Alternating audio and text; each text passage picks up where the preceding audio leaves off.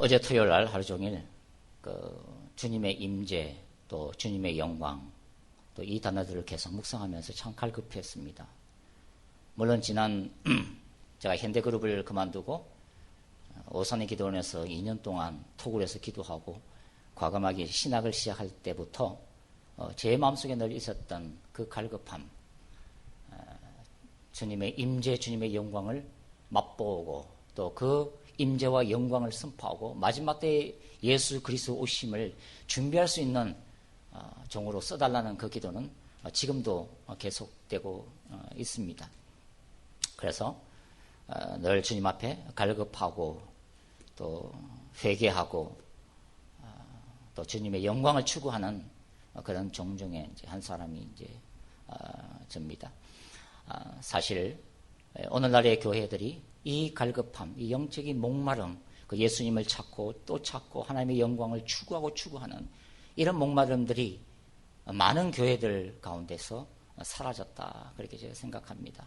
그러나 감사하게도 몇몇 교회들은 깨어 있어서 주님의 그 목마름을 주님 앞에 끊임없이 기도하고 찬양하고 선포하면서 하나님의 그 영광, 쉐키나, 그 영광이 기름 부으심이 교회에 임하는 역사들도 우리가 이제 본다. 마지막 때 우리가 찬양했던 것처럼 요엘 2장의 예언이 성취되어질 것이다. 그리고 예수 그리스도의 재림 직전에 정말 하나님 앞에서 그분의 오심을 준비할 수 있는 마지막 때의 종들과 사도적이고 선지자적인 하나님의 교회들이 일어날 것이다 하는 기대를 해봅니다. 오늘 우리가 이제 열왕기상 18장을 읽었는데 마지막 때에 나타날 마지막 때의 엘리야, 마지막 때의 모세, 마지막 때의 세례 요한, 하나님이 그 종들을 내보내실 건데 우리가 그 종들의 사역을 이해하려면 그 종들의 이야기를 우리가 함께 깊이 묵상하면 많은 도움이 될 것이라고 생각합니다. 우리가 오늘 본문을 읽었지만 하나님의 원래 제단은 갈멜산 중특에 자리 잡고 있었습니다. 그래서 하나님을 사랑하는 사람들, 정말 갈급한 사람들, 그 사람들이 하나님의 제단 앞에 찾아와서 하나님의 이름을 부르고 찬양하고 두루마리 성경을 묵상하고 주님과 교제하면서 주님의 음성을 듣는 역사들이 한때는 이 갈멜산 중턱에 일어났던 실제적인 역사였습니다. 그런데 어느 날부턴가 배나 오기 시작했어요. 그것은 이세벨이라고 하는 아왕의 왕비가 세워지면서 바알 종교와 아세라 종교가 전 이스라엘 휩쓸기를 시작했습니다. 그때부터 야훼의 제단은 무너지기 시작합니다. 아무도 하나님을 찾지 않습니다. 찾아오지 않습니다. 그래서 제단은 무너지기 시작하고 잡초들은 무성해지기 시작했다 하는 것입니다. 저는 이것이 마지막 때의 교회의 한 단면이다, 그렇게 생각들어요. 바알과 아세라 종교는 혼합주의죠. 비와 농경의 신이 바알 신이에요. 축복 주는 신이에요. 기복주의 신앙이에요. 세상과 타협하게 만드는 거죠. 그런 바알과 아세라의 혼합주의적인 종교가 이 마지막 때도 교회에 들어오고 신자들의 삶에도 들어오면서 우리들 내부에서부터, 우리 마음에서부터 하나님의 제단이 와르르르르 무너내린다는 것입니다. 와르르르르 무너내린다는 것입니다. 엘리야가 하늘에서 불을 내리기 전에, 아니 제단을 쌓기 전에 그 수많은 바알 선지자들 앞에서, 아니 이스라엘 백성들을 앞에서 이 무너진 야훼의 제단으로 초청을 하는 모습을 우리가 볼 수가 있습니다. 다 가까이 오게 해요. 다 가까이 와서 이 제단을 눈으로 확인하게 만듭니다. 여기는 설교가 없지만 그러나 강력한 메시지가 울려 퍼지고 있는 거예요. 엘리야가 그 백성들한테 주고 싶었던 메시지는 바로 뭐냐면 여러분들이 하나님을 버렸습니다 하는 거예요. 여러분이 하나님의 영광을 짓밟았습니다. 여러분이 하나님을 버림으로 하나님의 영광이 이 제단을 떠나갔습니다. 그것이 바로 여러분들이 보는 이 실상입니다. 그걸 얘기를 하고 있는 것입니다. 그 이스라엘 백성들 앞에서 엘리야가 12돌을 취해서, 이스라엘 12지파를 상징하는 12개의 돌을 취해서 묵묵히 제단을 쌓습니다. 이는 한 두 가지 의미가 있어요. 첫 번째는 이스라엘한테 보여주는 메시지, 또 한 가지는 하나님께 드리는 엘리야의 심장, 엘리야의 심정, 엘리야의 마음을 담은 메시지가 있습니다. 여러분, 엘리야가 이스라엘의 12개의 돌을 취해서 제단을 쌓았을 때 이스라엘 백성들은 지금 엘리야가 뭘 말하는지를 정확하게 알고 있었습니다. 왜냐하면 출애굽 19장을 보면은 하나님이 이스라엘을 찾아오시는데 시내산에 찾아오셔요. 하나님의 그 영광을 드러내면서 시내산 꼭대기가 하나님의 거룩한 임재로 가득 차요. 하나님의 불, 하나님의 천둥, 빽빽한 구름 가운데 하나님이 이스라엘 백성들을 찾아오시잖아요. 모세가 시내산 꼭대기에 올라가서 그 영광의 하나님을 배웠고 출애굽기 24장에 보면 12개의 기둥을 세운다. 12개의 기둥을 세워서 기름을 붓는 것입니다. 그게 하나님과 이스라엘의 계약 체결이에요. 계약을 체결하는 것입니다. 그때 하나님이 이스라엘에게 너희가 내 말에 순종하면 너희가 거룩한 제사장 국가가 될 것이다 하는 말씀을 주셨습니다. 엘리야가 묵묵히 이스라엘 백성들 앞에서 이 12제단을 쌓기 시작했을 때 이스라엘 백성들은 그것이 무엇을 의미하는지 정확하게 알게 됩니다. 너희가 우리의 조상 모세가 우리의 조상들과 체결했던 그 언약을 너희가 깨뜨렸다 하는 걸 보여주는 거죠. 너희가 깨뜨렸다. 그 언약을 짓밟았다. 그래서 하나님의 영광이 떠나갔다. 그 영광이 떠나갔다. 거룩한 제사장 국가가 되는 그 언약을 이스라엘 너희들이 포기함으로 하나님도 너희의 하나님이 되시기를 보류하셨다 하는 거죠. 너희가 우상을 선택함으로, 바알을 선택함으로, 아세라를 선택함으로 하나님이 신명기에 약속하셨던, 신명기 28장에 약속하셨던 너희가 내 말을 들으면 축복할 것이고 너희가 내 말에 불순종하면 내가 저주하겠다는 말씀이 임했다. 그러므로 3년 6개월 동안 하나님이 하늘문을 닫으셨다. 그래서 비가 내리지 않는다. 그래서 가뭄이 들었다. 그래서 너희가 이 굶주림 가운데, 이 절망 가운데 몸부림치는 3년 6개월의 세월을 보냈다는 거예요. 여러분, 이스라엘 백성들이 엘리야가 제단을 쌓는 그 모습을 보면서 또 하나 그들의 머릿속에 스쳐 지나갔던 정성이 있어요. 그게 뭐냐면 바로 여호수아 이야기입니다. 여호수아가 요단강을 건너잖아요. 요단강을 건너고 난 다음에 그 갈라진 요단강 한복판에서 12개의 돌을 취한, 그래서 길갈에다가 쌌습니다. 그리고 하나님의 말씀이 임했습니다. 여호수아야, 너희 자손에게 얘기해라.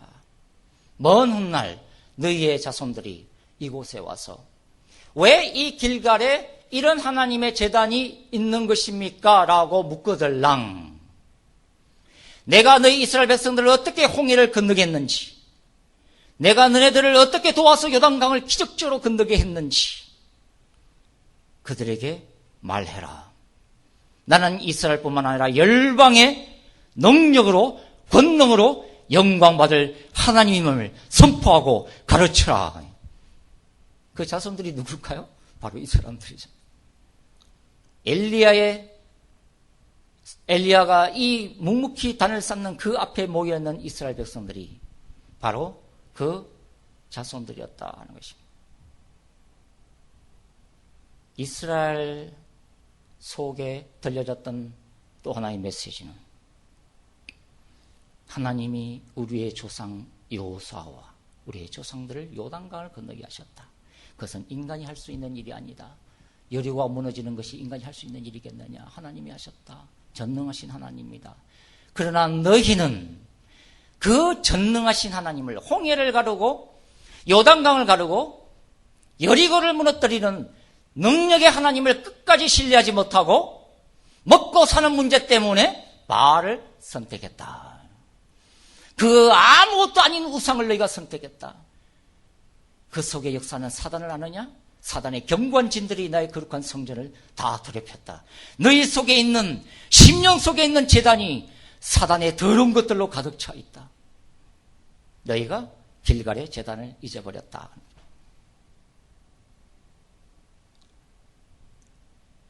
엘리야가 무너진 제단을 쌓으면서 그 백성들 앞에서 정말 하나님께 드리는, 뭐 성경 본문에 안 나와 있지만 하나님께 드리는 간절한 기도가 있었다고 하는 거예요.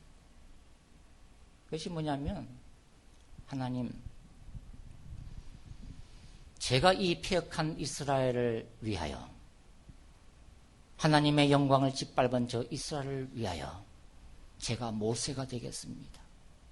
제가 제2의 모세가 되어서 주님이 선택하셨던 이스라엘 12개의 돌을 취합니다. 모세가, 우리의 조상 모세가 하나님의 영광이 임했던 그 시내산에서 12개의 기둥을 세운 것처럼 종이 오늘 이 순간에 12개의 제단을 주님 앞에 쌓으니 우리들 가운데 사라진 주님의 영광을 오늘 보여주시옵소서. 이 종이 주님 앞에 간절히 원합니다. 저 백성이 하나님의 영광을 다시 한번 보고 주님을 향한 첫사랑을 회복할 수 있도록 역사해 주시옵소서. 주님,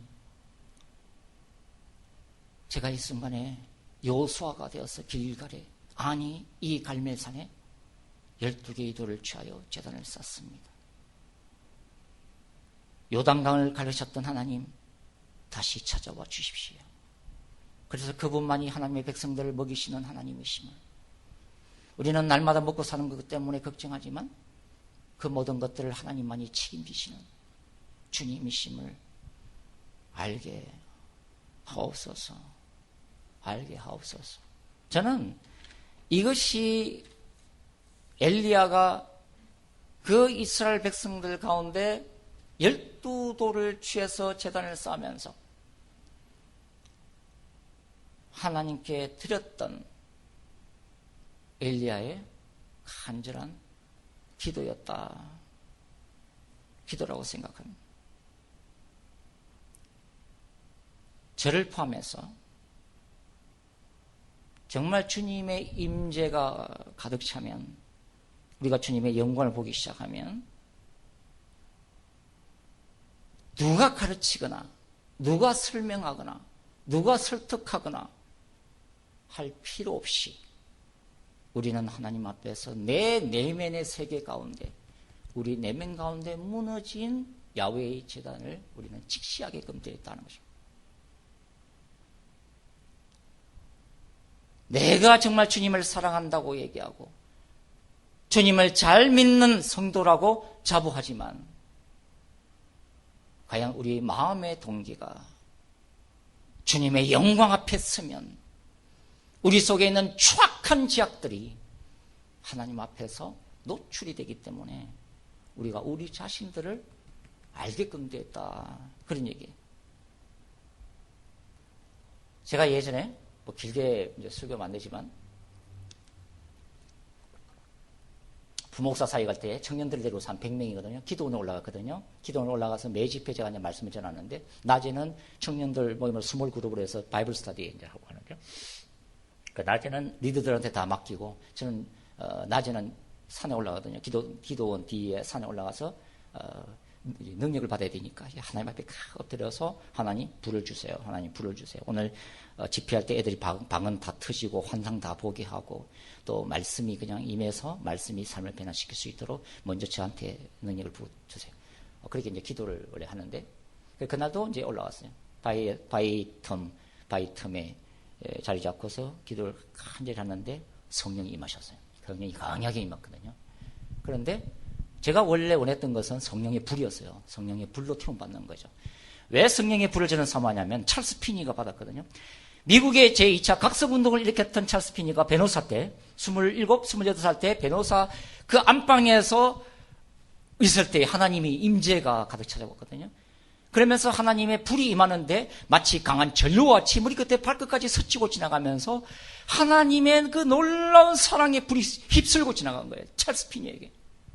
그 위로 찰스 피니는 한 시대를 깨우는 복음 전도자가 된 거예요. 그런 불을 이제 사모하면서 했는데 불이 아니라 갑자기 회개의 영이 임하신 거예요. 회개의 영이 임해서 거의 1시간 이상을 거기에서 뒹굴었습니다. 저는 떼굴떼굴 뒹굴었어요. 토하고 뒹굴고 죽는 줄 알았습니다. 죽는 줄 알았어요. 얼굴이 많이 그냥 하얘서 저는 산을 내려왔습니다. 우리 청년들 중에 한 명이 목사님 기도하고 내려오시면 우리는 모세같이 하나님의 영광이 얼굴에 콱 해서 우리가 목사님이 수건을 가릴 줄 알았는데 왜 얼굴이 백지장처럼 하얗십니까? 하더니 그랬어요. 불의 하나님을 만난 게 아니고 무슨 하나님을 만났다. 무슨 하나님을 만났다. 그만큼 회개가 능력을 받기 전에 중요하다는 것입니다. 우리 속에 무너진 야훼의 제단, 그것은 강력한 회개 역사가 임하면 내 영혼이 얼마나 주님 앞에 초라하게 서 있는지, 내가 자부하는 그 말씀이 얼마나 보잘것이 없는지, 내가 쌓았던 신학적 지식들과 경험들이 하나님의 그 인재와 영광 앞에서 얼마나 부끄러운 건지 깨닫게 된다는 것입니다. 우리가 먼 훗날 천국 가면, 천국 가게 되면 우리가 그동안 이 땅에서 살아왔던 많은 삶들을 파노라마처럼 주님이 보여주실 때가 있을 거예요. 그런데 많은 성도들이 통곡을 하게 될 것이다 하는 것입니다. 정말 우리가 이 땅에 살아가면서 우리가 주님 앞에 기도한다고 하지만 우리가 했던 그 기도가 얼마나 그 쓰레기같이 보잘것이 없는 기도들만 냅다 하나님께 올렸는지, 주님을 섬기고 주님을 사랑한다고 하지만 얼마나 그 가운데 내 이름을 드러내고 내가 인정받고 내 탐욕이 믹스가 되어서 영혼들을 섬겼는지 많은 성도들이 통곡할 것이다. 하늘로부터 풀어지는 하나님의 임재와 영광을 맛보지도 못하고 진리의 깊은 곳에는 한 발자국도 들어가지도 못하고 말씀이 얼마나 오묘하며 능력이 있는지도 깨닫지도 못하고 그냥 그렇게 세상과 타협하다가 주님 앞에 서게 됐을 때, 이 땅에서의 우리의 삶이 얼마나 하나님 앞에서 무너진 야훼의 제단과 같았는지 그걸 우리가 깨닫게 될 것이다.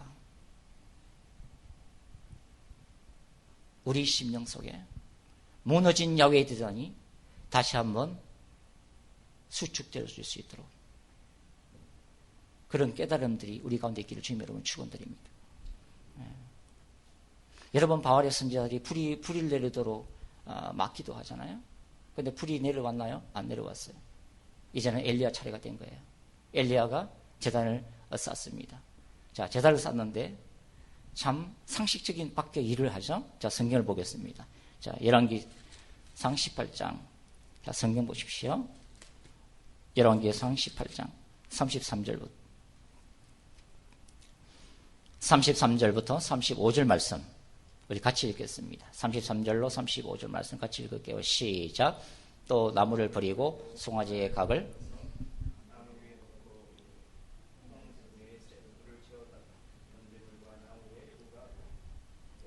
다시 그리하라 하여 다시 그리하니 또 이르되 3번 그리하라 하여 3번 그리하니 물이 단으로 두루 흐르고 도랑에도 물이 가득하게 되었더라. 여러분 보세요.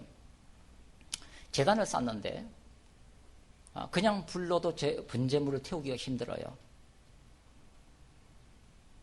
당시 3년 6개월 동안 하늘의 문이 닫히고 가뭄이 비가 내리지 않고 가뭄이 든 이 시기에 갈멜산만은 굉장히 울창하고 무성한 산인데 거기에 지하수 깊이 있는 어떤 샘이 있었던 걸로 추정이 돼요. 그 샘에 물을 퍼다가 통 넷에다가 3번 들이붓는 거예요. 웬만한 불로는 탈까요? 안 탈까요? 못 타요. 어떻게 타요? 물을 3번이나 들이붓는데. 근데 엘리야가 그렇게 하고 있다는 것입니다. 여러분, 엘리야가 자기의 생각대로 이렇게 하는 거 아니에요.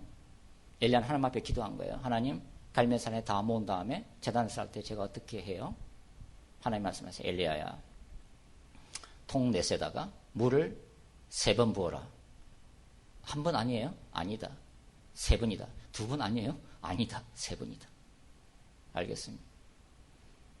하나님의 음성대로 엘리야는 단을 쌓고 통 넷에 물을 3번 들이붓습니다. 왜 엘리야가 이렇게 했을까요? 하늘에서 떨어지는 불만이 제단을 태울 수가 있다는 것입니다. 다시 한번 말씀드릴게요. 하늘에서 내리는 능력만이, 불만이, 주님의 보좌에서 풀어지는 기름 부으심만이 번제물을 태울 수 있다. 거꾸로 얘기할까요? 인간적인 방법으로 부흥은 안 일어난다. 1%도 인간적이고 인위적인 방법은 안 된다 하는 것입니다. 순도 100%, 오직 하늘문이 열리고 주님의 보좌에서 하늘에서 떨어지는 불만이 번제물을 태우게 될 것이다. 번제물을 태우게. 어떤 속임수도 안 된다. 마술적인 수법도 안 된다. 오늘날 많은 교회들이요, 인위적인 부흥을 일으켜요. 그래서 은사자들 모아놓고 막 그렇게 하잖아요. 뭐 그 자체가 뭐 그렇게 나쁘다는 건 아니지만, 인위적인 부흥, 어떻게든 사람 수를 모으려고 하는 부흥. 그러나 기독교 2000년에 역사를 휩쓸 같은 부흥은 그런 부흥이 아니었다고 하는 거죠. 그래서 하나님의 말씀을 선포해요. 그것이 조나단 에드워드 부흥, 찰스 피니, 요한 웨슬레, 그런 부흥들이에요. 하나님의 정확한 말씀을 선포할 때 하나님의 강력한 임재가 일어난 거예요. 성령의 불이 임한 거예요. 말씀을 전할 때. 그래서 거기서 통에 자복하는 역사가 나오고, 그래서 귀신이 떠나가고, 병든 자가 고침을 받고, 입신해서 천국을 보고 지옥을 보는 역사. 이게 인위적으로 만든 게 아니라니까요. 하나님이 찾아오셔서 하늘문을 열어버리신 거죠. 하나님의 임재가, 영광이 가득 쳐다보니까 거기에 견딜 수 없는 인간의 죄악들이 터져나오고 귀신들이 쫓겨나가는, 그것을 우리는 부흥이라고 불러요. 그래서 회개하는 역사들이 일어나는 거예요. 통곡하는 역사들이 일어나는 거예요. 그래서 부흥이 일어날 때 가장 먼저 일어나는 것은 회개입니다. 회개 역사입니다.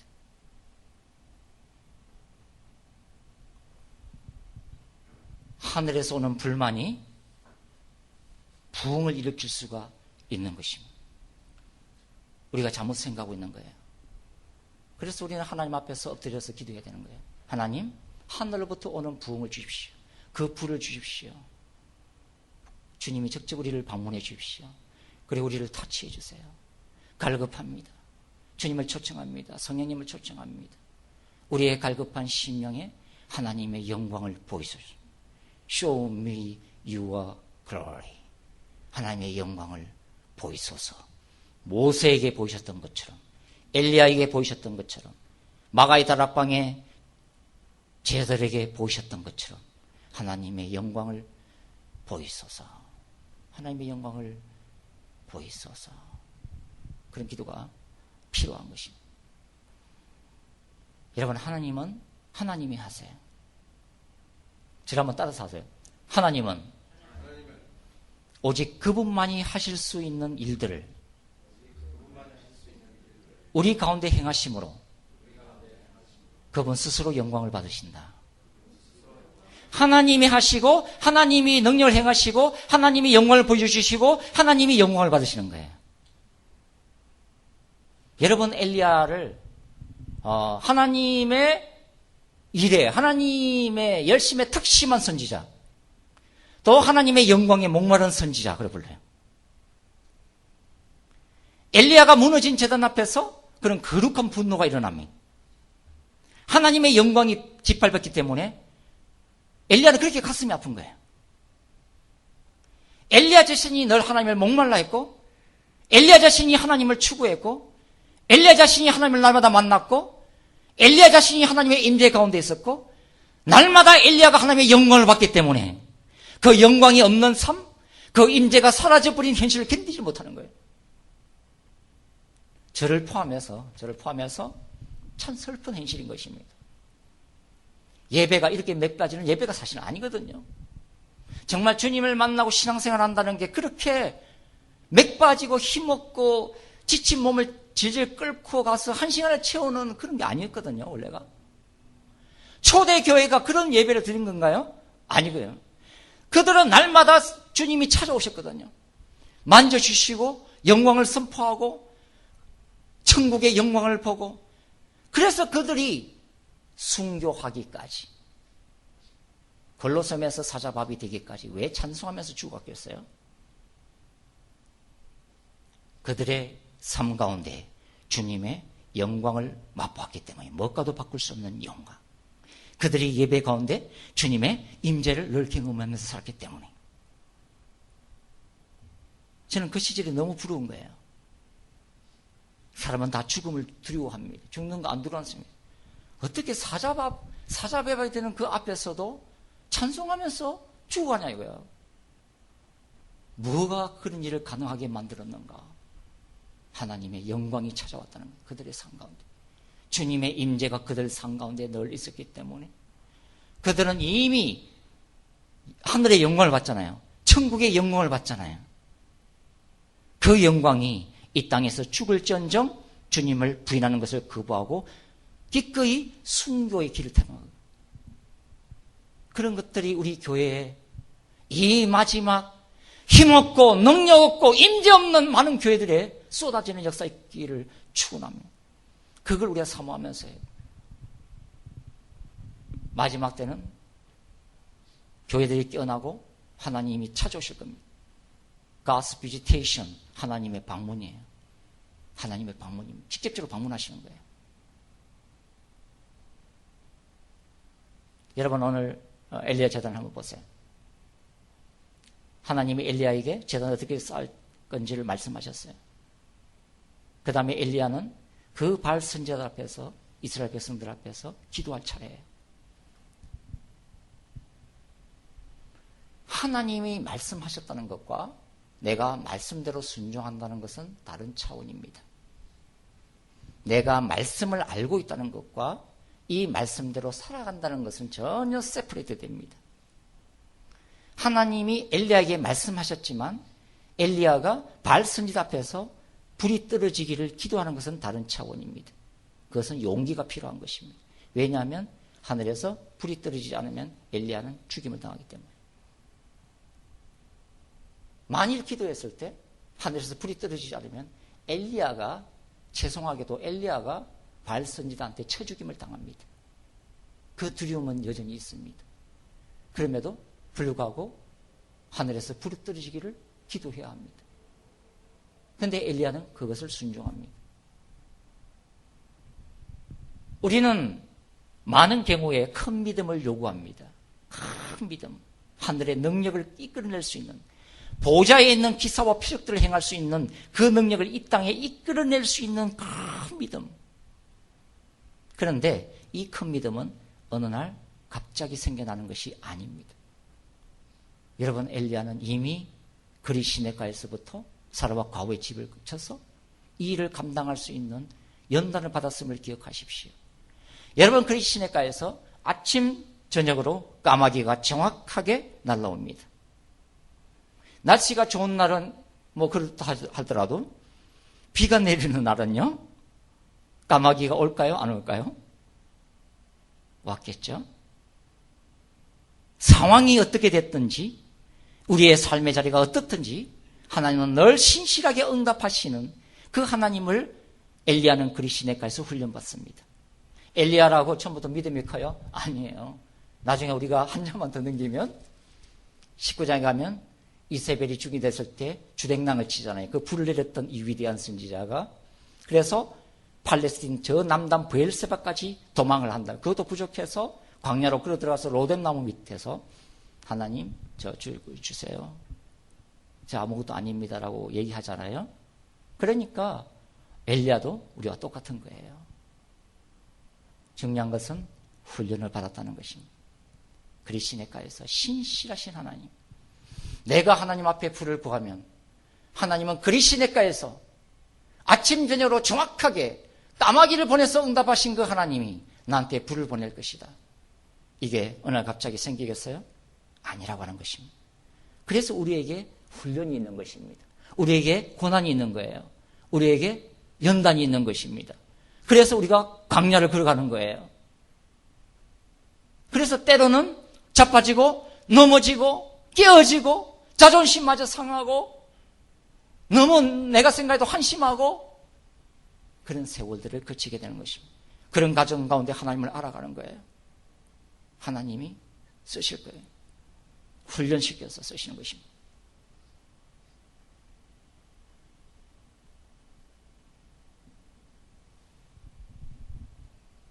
엘리야가 하나님 앞에서 기도할 때 하나님 앞에 어떻게 기도하는가를 보십시오. 자, 성경 보실까요?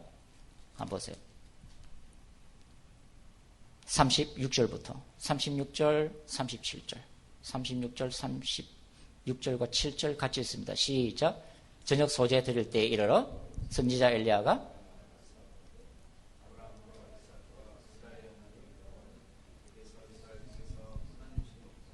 내가 주의 종이 된과 내가 주의 말씀대로 이 모든 일을 행하는 것을 오늘날 알게 하옵소서. 여호와여 내게 응답하옵소서. 내게 응답하옵소서. 이 백성으로 주 여호와는 하나님이신 것과 주는 저희의 마음으로 돌이키게 하시는 것을 알게 하옵소서. 아멘. 여러분, 엘리야는 두 가지 기도해요. 첫 번째는 하나님의 영광을 구하는 기도, 두 번째는 종으로서의 표적을 보여달라는 기도. 하나님의 영광을 먼저 구하고, 주님, 제가 하나님의 말씀대로 행하는 것을 표적으로 저 백성들이 알게 하옵소서. 하나님의 말씀이 진리임을 알게 하옵소서. 말씀에 대한 표적으로서의 증거를 구하는 기도. 그게 엘리야가 했던 기도라고 하는 것입니다. 하나님의 영광을 먼저 구하고 철저하게 순종하는 종에게 그 표적을 보여달라는 기도. 여러분, 이 기도가 몇 초 걸렸을 것 같아요? 이게 36절과 37절 이 기도하는데 몇 초가 걸렸을까요? 10초 걸립니다. 10초. 이 짧은 기도에 하늘의 문이 열리는 거예요. 그런데 보십시오.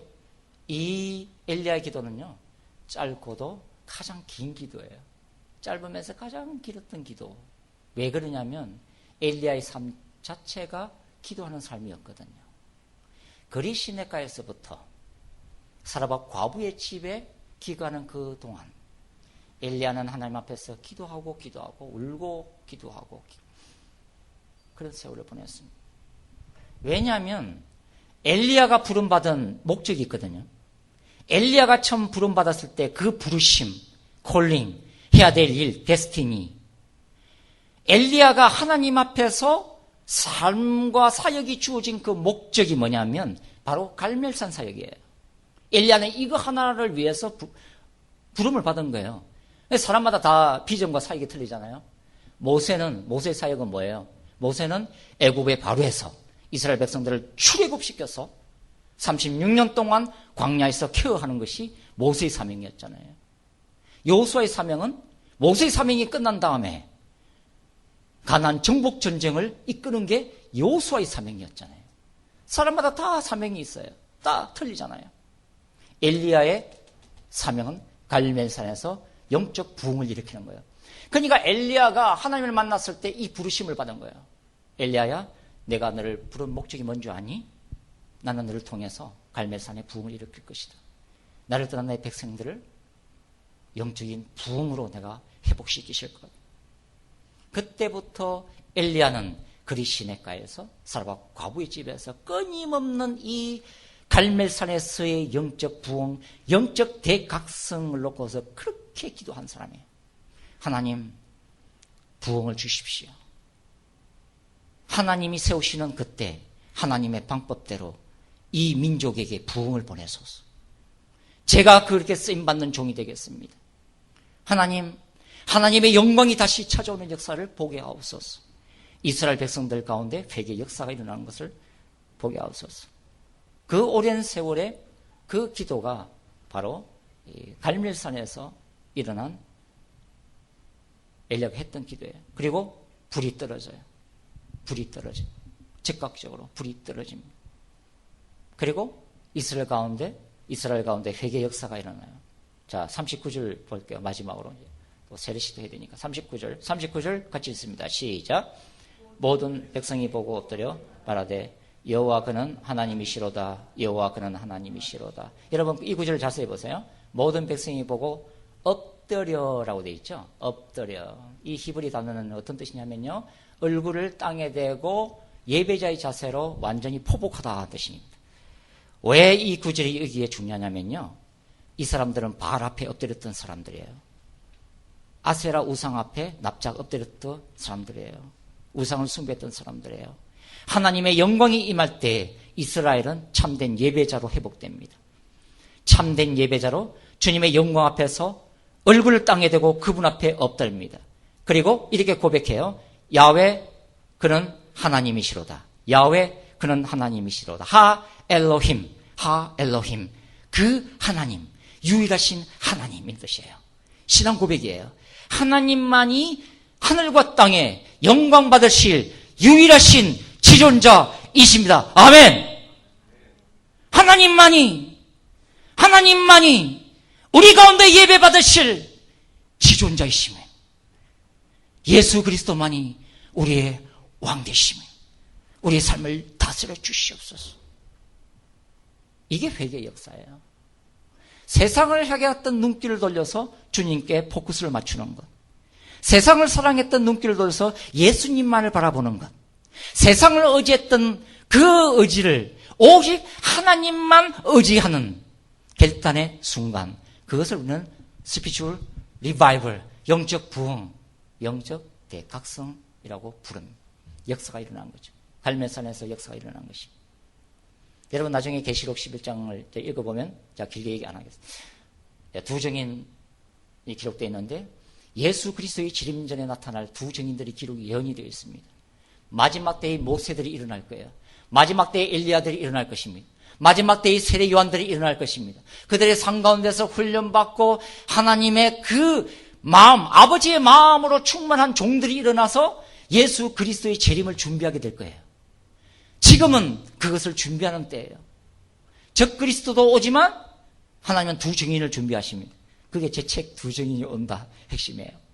두 증인이 온다. 그러나 그 두 증인은 특별한 곳에서 특별하게 만들어지는 게 아니에요. 가장 평범한 곳에서 가장 평범한 신자들 가운데 두 증인이 세워지는 거예요. 원래부터 모세가 있었던 게 아니고 원래부터 엘리야가 엘리야로 태어난 거 아니고 평범하고 나약하고 넘어지고 자빠지는 사람들 가운데 치유받고 회복되어서 그 사람들이 하나님의 능력을 덧입고 일어서는 거예요. 이 사람들이 마지막 때의 모세인 것입니다. 이 사람들이 마지막 때의 엘리야인 거예요. 이 사람들이 마지막 때의 세례 요한인 것입니다. 그러므로 저와 여러분이 마지막 때의 엘리야들이에요. 마지막 때의 모세들이에요. 마지막 때의 세례 요한들이에요. 그러니까 이 기도를 붙들고 하나님 앞에 기도하는 거죠. 하나님 저도 그렇게 쓰임받게 해주세요. 하나님 저도 그렇게 쓰임받게 해주세요. 세례 요한이 이 땅에 초림하는 예수 그리스도의 길을 예비했다면 마지막 때의 두 증인, 마지막 때의 세례 요한들은 다시 오실 예수 그리스도의 길을 예비하게 될 거예요. 그 사람이 바로 광야에서 외치는 자의 소리인 것입니다. 이 마지막 때 예수님의 재림 직전에 일어날 부흥은 대환란이 휩쓸고 지나가는 가운데 생겨요. 그래서 계시록 8장, 계시록 9장에는 황충지향, 지옥의 문이 열리는 사건도 일어나고 3분의 1이 죽임을 당하는 유브라데 전쟁 사건도 일어나고 그 다음에 두 증인의 사역이 기록되어 있어요. 그러면서 그 두 증인의 메시지, 그들에게 임한 모세와 엘리야의 능력, 그들이 순교하기까지 순교당하는 그 현장, 그러나 하나님의 성령이 들어가서 부활하고 성천하는 그 모습을 보면서 지진이 일어나요. 그래서 성 10분의 1이 무너짐에 그 남은 자들이 하나님께 영광을 돌리더라. 마지막 때의 영적 부흥이에요. 마지막 때에 이스라엘을 비롯한 마지막 때의 영혼 출수가 일어나는 것입니다. 여러분, 하이티 대재난이 뭐 그런 거잖아요. 2010년도에 지진이 휩쓸고 지나갔잖아요. 하이티에 32만 명이 죽었습니다. 근데 놀라운 것은 그 재난이 임했을 때 하이티 대통령이 금식을 선포했잖아요. 그리고 대통령 궁으로 국민들을 초대했잖아요. 3일 동안 금식하면서 무려 100만 명이 하나님 앞에 회개하는 역사가 일어났다는 것입니다. 어찌 이 일이 한 번만으로 일어나겠어요? 주님은 재림하시기 전에 이런 회개 역사를 곳곳에 일으켜요. 그러나 그 회개 역사가 일어나기 전에, 엘리야의 제단에 불이 임하기 전에 그 제단에 불이 임하기를 사모하고 기도하고 기다리는 가난한 심령들의 중보 기도. 하나님 마지막 때에 이 항무진 땅에 하나님의 영광을 보여주세요. 하나님 우리를 찾아와 주세요. 그래서 나를 회복시키시고 교회들을 이렇게 세워주세요. 주님의 재림을 준비하게 하세요. 거룩한 신부들이 하나님의 강력한 군대가 일어나게 하옵소서. 그런 갈급함과 그 목마름, 그런 기도들이 보좌에 상달했을 때 하늘의 문이 열리는 것입니다. 저와 여러분이 그런 도구들로 쓰임받기를 주님의 이름으로 축원드립니다. 자, 기도하시겠습니다.